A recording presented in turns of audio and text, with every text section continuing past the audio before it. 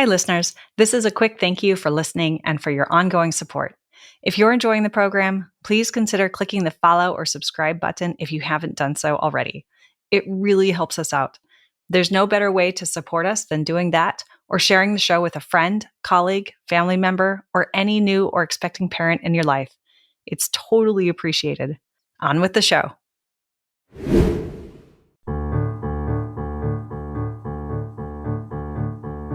Hi, I'm Sarah Trott, and welcome to the Fourth Trimester Podcast. I'm a new mama, and this podcast is all about postpartum care for the first few months following birth, the time period also known as the fourth trimester. My postpartum doula, Esther Gallagher, is my co-host. She's a mother, grandmother, perinatal educator, birth and postpartum care provider. Fourth trimester care, our topic, is about the practical, emotional, and social support parents and baby require. And importantly, it helps set the tone for the continuing journey of parenting. Hi, this is Sarah Trott, and welcome back to the Fourth Trimester Podcast. I'm here with a guest today who I'll introduce in a moment. And before I do, I'd like to remind our listeners that we have a website, which is fourthtrimesterpodcast.com, and you can go there and subscribe to our newsletter. You can also hit follow or subscribe wherever you listen so that you can be alerted every time we have a new episode that's released. And today's topic is the power of positive thinking. We're going to be talking about the importance of the way that you think as a parent and how that is emulated and how that's experienced by you, but also for your children. We are the examples for our children in the way that we behave and the way that we think. And there are some beautiful things that we can do to introduce calm patterns of thinking and loving patterns of thinking in our children's life, particularly through reading. And so my guest today is Jessie Bennett. She is the author of 4 and soon to be 5 children's books. They are all written and illustrated by her. She writes books that really consider the power of kindness and encouraging children and parents to be good to ourselves and be good to one another. And they also include yoga practices such as guided meditations, breathing exercises, mindfulness, and more. And I personally have really enjoyed her latest book called Ripple, which I've read with my children. I found it an extremely calming and wonderful experience. So I want to say thank you, Jessie, for your book, and welcome to the program. Oh, thank you. Thank you so much for having me. And I love that Ripple is in your home with your family. Yes, we've really enjoyed it. It's such a sweet book. And I know you have it with you. And so we might just ask you to do a little bit of a reading at some point here so we can bring that to life. Yeah. Jessie, why don't you go ahead and introduce yourself in your own words? Yeah, well, thank you so much for having me. I'm Jessie. I'm a mom of 2. I've written 4 books so far, on the way to 5. I teach Pilates and yoga, and I just love sharing the message of kindness, not only with kids, but for moms and in my classes. So whether I'm visiting a school and doing some kids yoga in the classroom or sharing my books with students or on the mat with parents, I just love to focus on how we can be kind to ourselves. And that's really where kindness begins. Because when we can tap into that for adults and kids, then we just can go out in the world and have more to give. Yeah. So it's the power of kindness in our thoughts, and then that translates into action. Absolutely. But it's an inside job. Yeah. What inspired you? Right. What inspired me to write and to share this message is truly my kids. I was hoping to put a message out in the world that I hope that they can live in and really begin the self-talk early about loving yourself and being kind to yourself and believing in yourself and loving your light. And so that's the message that I really wanted to instill. I want to instill in my kids. And so I started writing ideas and doodling around them and realizing that the books that I was buying are the books that I could truly create, and I could create something they could hold with a message that I hope they can carry into the world. And it's beautiful because I see them do it every day. And so it's working. Yeah, absolutely. It works. I mean, that's a thing. Like, have you ever accidentally said a curse word and then magically your toddler or someone then like suddenly like, oh, that came out interesting. our children are our mirrors. So for sure, I feel a deep sense of responsibility as a parent to make sure that I'm introducing ideas that align with my values, what I believe in, and how I want to see them live and behave.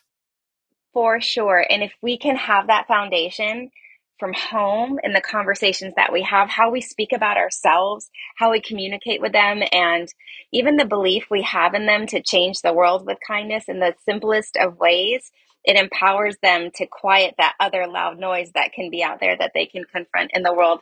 They can have that foundation of love and kindness and a little bit more empathy. As you know, the world sends out its other messages. We know we've done our part to kind of send them out armed with a little extra love and light. Yes. Yeah, that's so beautiful. I want to ask you if you would mind sharing a little bit about your own fourth trimester experience. And in particular, are there any specific takeaways that you have or lessons learned or things that really speak to things you wish you knew before that you would like to share with other new and expecting parents? My fourth trimester, I'm so grateful that I was part of a birth community that was so powerful and so much mom focused. I'm really grateful I had that experience with both of my babies. Fourth trimester for me was really about embracing the slowdown. I had two very different fourth trimesters with my daughter and with my son. And so I would say for my first, because of my first go around with my daughter, my fourth trimester, I did not feel well, honestly. It wasn't like I wanted to embrace the slowdown, and I did. I was forced to, but I really had a rough fourth trimester. So I learned from that because I learned to trust my body and really tune in. And so when I had my son almost 3 years later, I really leaned into that fourth trimester and I said yes more to accepting help, taking rest, not rushing back into things, not trying to prove anything. So I learned from my first to honor my body, to not be afraid to ask for help, and to truly savor the magic of this fourth trimester as part of the whole experience. So I wish I'd known in my first to savor and slow down a little bit more. And I was grateful that in my second experience in fourth trimester that I honored that phase and that time to heal and take more time to tune in and accept meals or accept help. And maybe it's because I had a toddler and I didn't have a choice to like bring in more, but I really savored and loved that time. Yeah. I saw something recently that said, my first child made me a parent and my second child made me a confident parent. I so believe in that. I think of that a lot because for our experience, at least, we were a family. We're in the flow of being a family.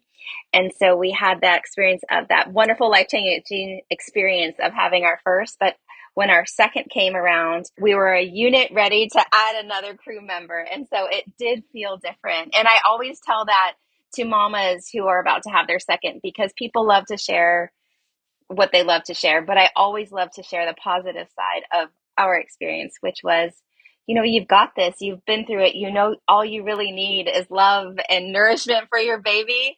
And that's really all they need, where it's like all the stuff of the first baby, you think you need every little thing and gadget. And in the second, you're like, we really just need nourishment, sleep, and some rest, right?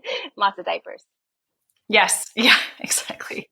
Yeah. And babies don't really need a lot of expensive toys. We're talking about second babies. One, we have a great episode on the second child transition, practical, social, emotional, everything, tips around preparing for that. And then also wiring your baby for success, optimal brain development. Really, your children do not need special fancy toys. They need connection, they need engagement, and they need you. So I'll put links to those episodes in the show notes for anyone who's interested, because those are really awesome, rich topics there. But tell me more about the support that you learned to ask for and what was most helpful for you. I know you mentioned groceries. Groceries, food. I found a great connection in other moms who are going through either right ahead of me, having had their second baby or their first, that were just a couple steps ahead of me. I remember I have a very dear friend, and these are like core memories now locked in, who said, come over, I'm going to hold your baby. I want you to lay down and rest, and I'm going to make you tea. And sometimes it's hard to receive. We feel like we have to do it all, but I really leaned on the comfort of mom friends, that we were experiencing new things together, or I was a little ahead of another mama who was about to go through, and I would do the same. So paying it forward. But when I had a mom friend who's like, this is what we're going to do. I'm going to leave a meal at your doorstep. Don't open the door. Don't open the door for me. No, it's there. And so that was kind of the culture of moms that I was lucky enough to have my babies around, where they understood there was no pressure. You do not have to, answer the door. You do not have to make a date. Just know we're here and we'll show you how we're here, or there's a bag of clothes on your doorstep. Don't come out and meet me, just know they're there. And so just having that hand on your back is something that I really felt and accepted from my mom friends, and tried to do the same for, and still try to do that in this chapter that we're in. Yeah. I like those practical examples and how beautiful it feels to receive a nice warm meal that's home cooked, or maybe someone even picked up food for you and left for you. It feels so wonderful. The food is great always, but then that feeling that someone took the time to care for you, and that love and that kindness, that really comes through. And that I don't want to skim over that. I want to emphasize how important that is and how wonderful that feels on the receiving end. It does. And just like ripple, it just sets off that ripple of kindness. When someone's done something for you, then you want to pay it forward. And if that's what we can do for our friends in our life and moms in our lives, or whatever season someone's going through, DoorDash is great for that. Send, what are you craving? I will have it at your door. You don't even, and sometimes that's what we need. Yeah, it sure is. And also, like when you're in that fourth trimester moment and you're depleted and people are giving you things, I think one of the things that's tempting to do in our society is like you immediately have to give back. Like it's okay to just say thank you and receive and not have to immediately reciprocate. You really don't. And that's not expected. I think that's okay. I think that's really good to put out there in general as women, because we feel like that's the next step. But that step will come for the next person who needs it. So I love that. Such a great reminder. Yeah, just smile and say thank you to a compliment or a gift or someone bring you a meal. I think that's so great. And that's something I teach my kids, is to accept a compliment. I think that's a really important life lesson too. It's like, if I were to give you flowers, would you take them? So let's hone in on this from a parenting perspective in particular. Like, why is it important to feel calm and confident as a parent? And how does that impact our day to day? And how does kindness fit into that picture? Our kids sense everything that we feel. They just, whatever tone we set, they pick up on, and is amplified. And so I hope that the calm and confidence that they see in me, it gives them confidence also in the lessons that I'm trying to instill in them, which are kindness. And so, and confidence. And so if I lead with that, then they have confidence in me and trust, and they feel safe. And if they can feel safe and loved, and that is a message I try to really, it's not that I even write it in my books, it's just a hope that kids feel in my books, is that they are safe and that they are loved and accepted. I feel like if we can lead with that feeling as parents, they feel it, then they can go out in the world feeling secure and confident. And when the kids have that feeling, they are kinder to themselves and to others. So it's, again, how we are ripples right into them, and really it can inform how they start their day, how they feel.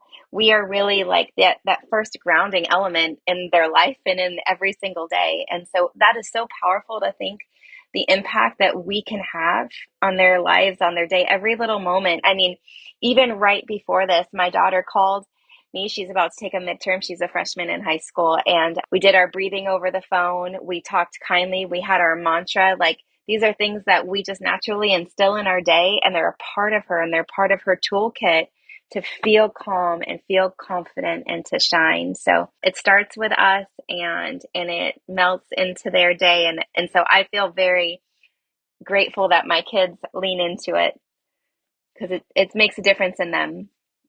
Yeah. I mean, that sounds so lovely as a routine and something that is probably creating a lot of sense of connectedness between you and your kids as well. Do you have a different mantra for different kids, or is it something that you created for your family? Both kids are really, really open to mantras and affirmations. So I'm very grateful for that. For my daughter, we always do one of my favorites, which I learned from a Peloton instructor, which I love, which is I am, I can, I will, I do. That's one we say a lot, but we always focus on our capability, that we are capable, that we are kind, that we are prepared. My daughter needs a lot. I am safe. That's one that she needs a lot. So, and for my son, I really lean into his strength. I'm calm, I am strong, I am grounded. These are things that resonate with him. And when he goes off to school, I always say, go shine your light. And he's like, yeah. So, every kid needs a little something different, and you never know what words hit. So I asked my daughter last night before bed, what mantra are you going to say to yourself when you feel the nerve? Because she was saying how she's starting to feel nervous about her midterm. I said, what is your mantra? What are you going to tap into? And she said, I am, I can, I will, I do. That's what I'm going to do. So it's nice to ask them too, what lights them up. Right. What feels meaningful in that moment? It could change moment to moment. So say that one again. Let's say it together slowly. Oh, I am, I can, I will, I do. And that's from Christine DeUrkel, and she is an incredible athlete and coach, and that her words really inspire our family. Yeah, that's beautiful. Hi, listeners. I have some exciting news to share with you today. We've partnered with Every Mother, your go-to destination for evidence-based exercise therapy regimens. Whether you're dealing with diastasis recti, preparing for birth, or navigating postpartum recovery, Every Mother has your back. With personalized daily routines tailored to your core and pelvic floor needs, they're here to support you every step of the way. Say hello to a stronger, healthier you with Every Mother. Visit their website today and use code Fourth Trimester 10 for 10% off your personalized regimen. That's fourth spelled out, FOURTH, trimester 10 for 10% off, because every mother deserves the very best. Well, reading specifically, I want to talk about that. So we know that reading is really beneficial for babies and young children and children as they grow, and it leads to school success. It leads to emotional learning. It supports their language skills. It supports bonding.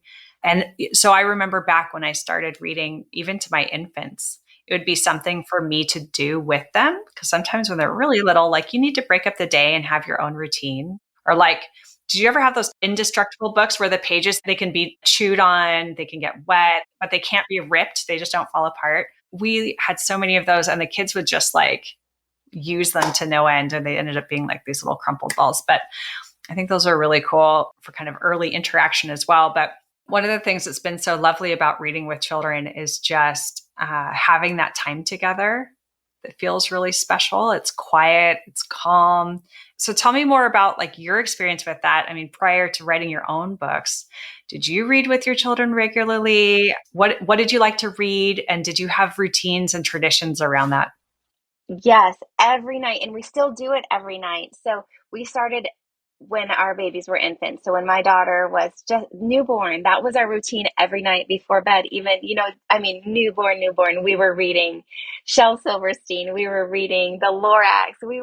Those are two that we always read over and over. We read all the Sandra Boynton books, Little Pookie. That is something that has never stopped. We still do it every single night. Our books have changed, but sometimes we are back reading the Lorax, or we read a lot of Junie B. Jones because it's super silly, and even still, my kiddos are 14 and 11, still read picture books to them at night. Like, it's just our way of snuggling in and connecting. And we read Dragons Love Tacos and Dragons Love Tacos 2 and all the fun books. And it's just our way of slowing down, connecting, changing the channel of our brain from daytime to nighttime. And it is something we established when the kids were infants, and we just never stopped. And it's something also for my husband, who is working all day, it became his thing. And he's read so many big chapter books out loud to the kids. And I just think that it's just a sign of connection and love that you're going to put everything aside from the day and just sit down together and connect over a book. So it is a huge deal for our family and something we are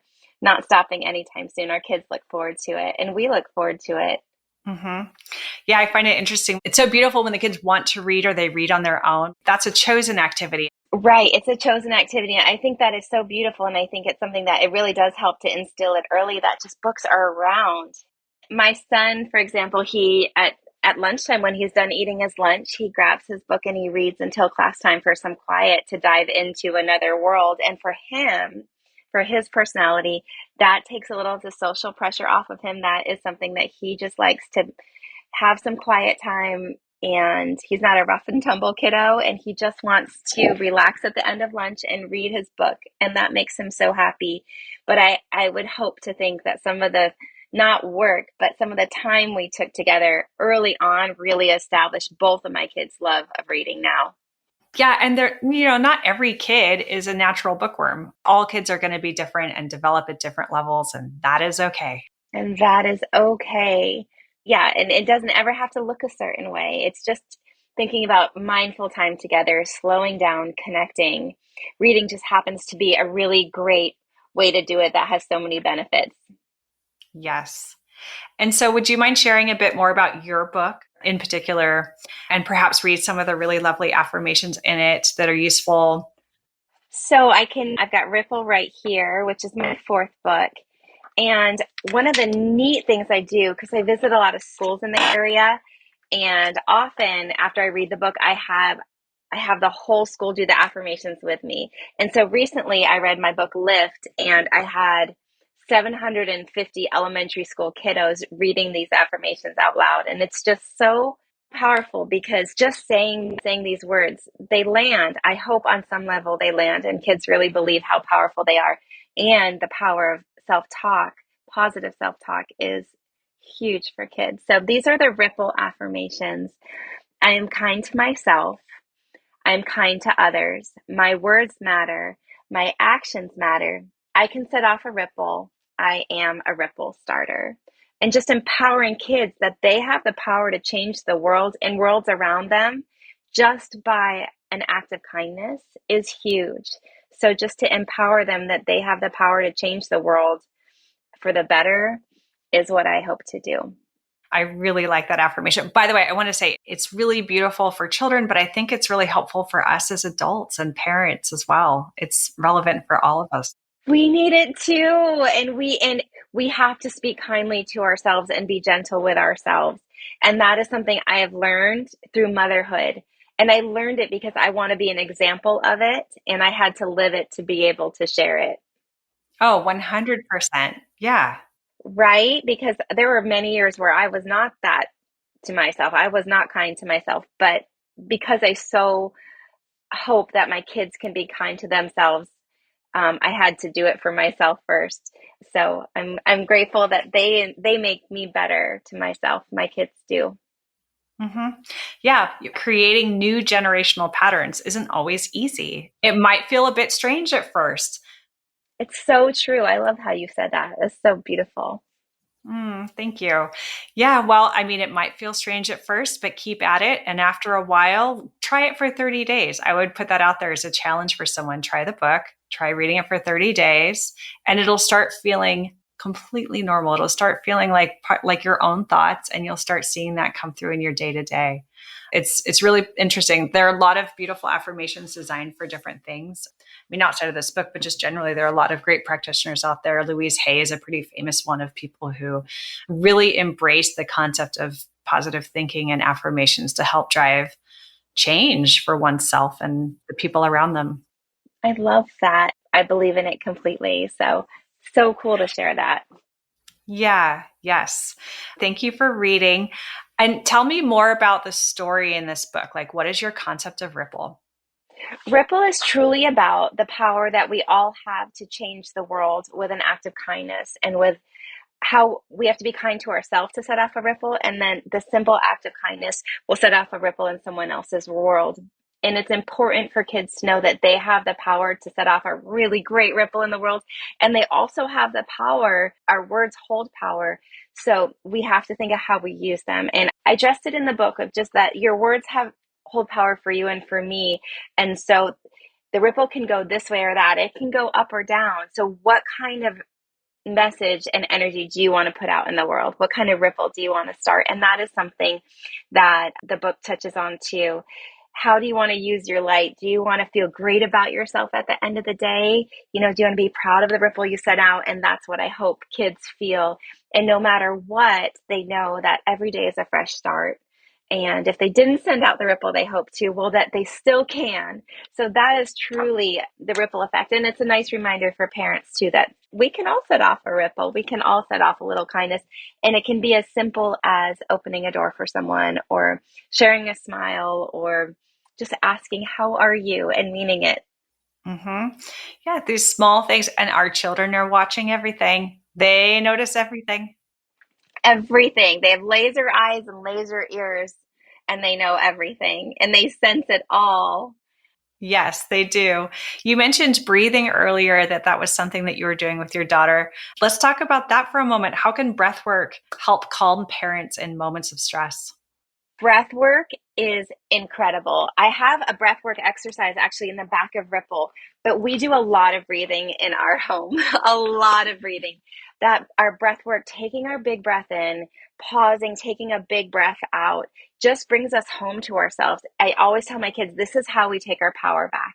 This is how you move forward with strength and on your terms. So it's how we quiet the chatter, we come home to ourselves, and then we proceed. If we're excited about something, I don't want to take those butterflies away, but I want you to be able to know how to use them for yourself, right? To be excited, or to do your most passionate work, whatever it may be, but to not bring us down. So we use our breath in our house to calm, to come home, and to self-soothe, which is huge for both of my kiddos and for myself. But it's something that even my husband does it too at work now. Like, he's into breath work, but so simple. When I visit schools or I do it with my kids, we can turn our palms up. We do it at night. Sometimes we take a big breath in, we rise up, we pause, we breathe out, and we just feel our energy grounding. And in my first book, I wrote a meditation all about breath. And it really came from my daughter being an infant and having her lay on me and having her match my breath to calm her. And that's where the meditation came from. And talk about a practice, like you said, try it for 30 days.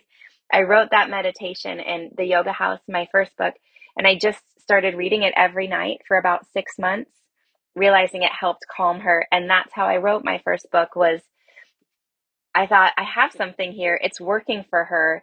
And I wrote the book around that meditation, and I still read it every night to the kids. So we're big on breath work, and I have them match my breath when they can't find their own. And we've had to use it in really hard situations, and it's really helped our family. Oh, absolutely. If someone's hurt or upset or just needs a moment, we can be that. Just hold, be present, and breathe. I've found that so powerful as well. Yeah. Thank you for sharing that. And then also, you mentioned like your husband or adults, like it doesn't have to be a parenting tool. Yeah. Any situation.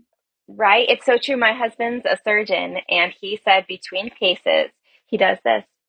The breathing in and the breathing out, right? Yep. And just, I always have there's this feeling of calm that I find. So I do it at the end of the classes I teach, I do it with my kids, but he does it between cases, and I'm so proud of him.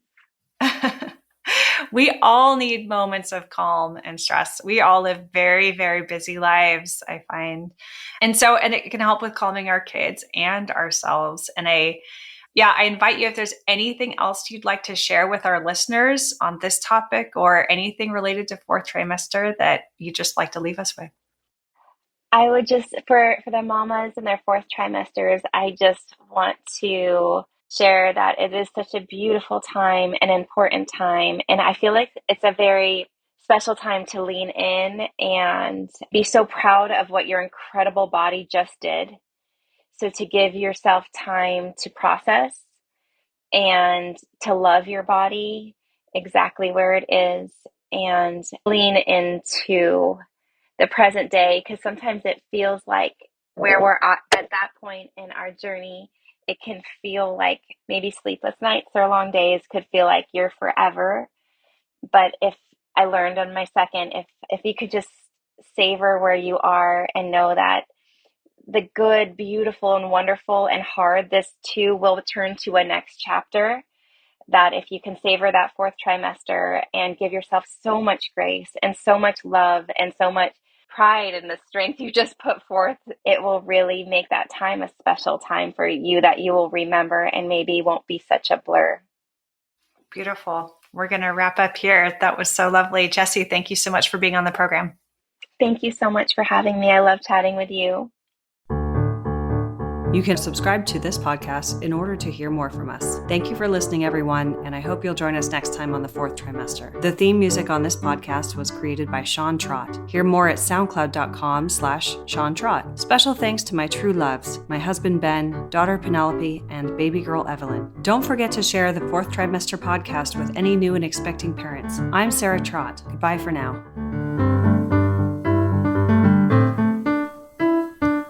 Hello again, bicycle man. I know you're doing all that you can. I wrote the song, simple and true. I wrote the song, I'll sing a song for you.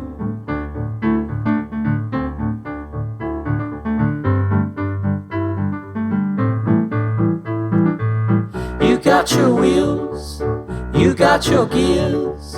You ride around town without any fear. You got your pedals, you got your brakes. You always wear your helmet for safety's sake.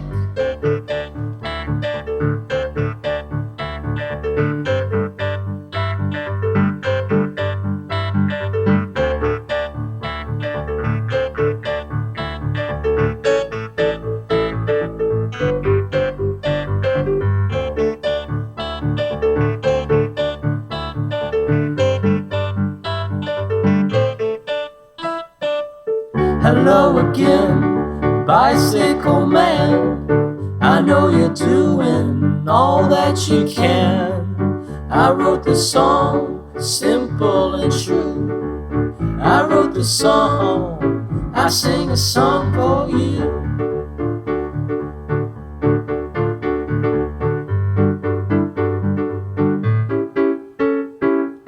Hello again, bicycle man.